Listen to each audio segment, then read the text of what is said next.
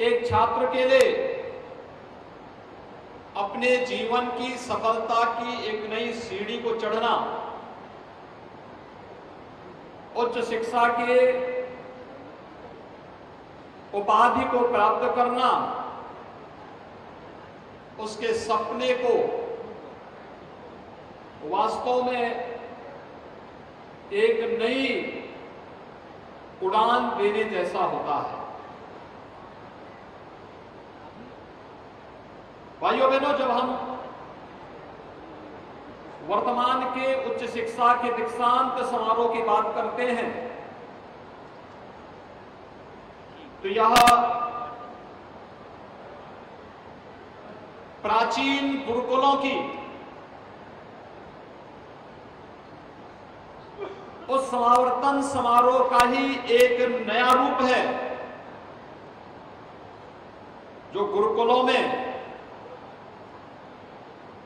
प्राचीन ऋषि परंपरा में परीक्षा पूर्व अपने को तैयार करने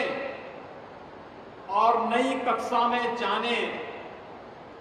के पहले उन गुरुकुलों में आयोजित होते थे।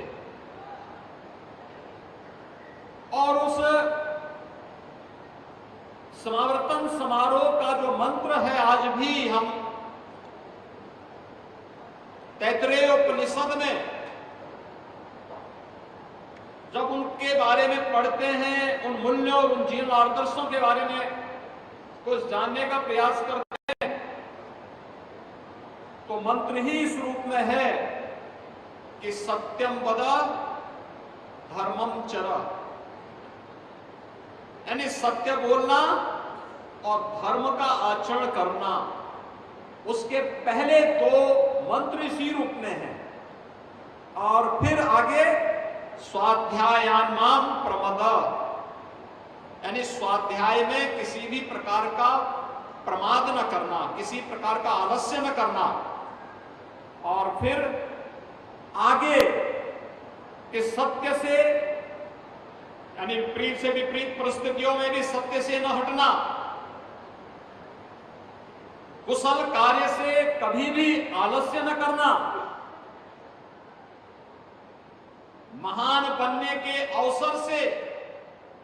कभी भी अपने आप को वंचित न करना, पठन पाठन के कर्तव्य से अपने आप को विमुख न करना, अपनी विरासत का सम्मान करना, यानी देवता और पितरों के कार्य के प्रति किसी भी प्रकार की कोई प्रमाद यानी कोई आलस्य न होना। मातृदेवो भव, पितृदेवो भव, आचार्य देवो भव, अतिथि देवो भव, इन सब का पालन करते हुए अन्यान्य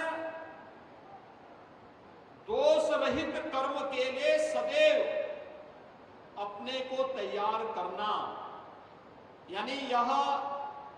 दीक्षांत प्राप्त करने वाले किसी भी छात्र के लिए भारत की ऋषि परंपरा का एक ऐसा मंत्र है जो जीवन में एक सुयोग्य नागरिक बनने के लिए किसी भी व्यक्ति के लिए आवश्यक होता है।